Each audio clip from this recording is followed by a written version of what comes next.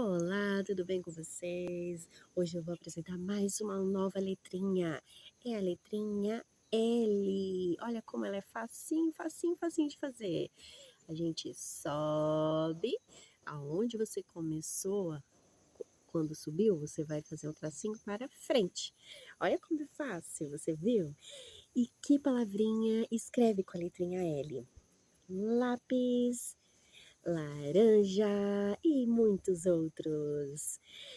E como é o somzinho da letrinha L, professora? É bem facinho, é assim, ó. Hum, hum. Você vai colocar a língua acima, acima e atrás do dentinho, a linguinha para cima e vai fazer assim, ó. Olha como é facinho o somzinho da letrinha L. Te espero na próxima aula. Tchau, tchau.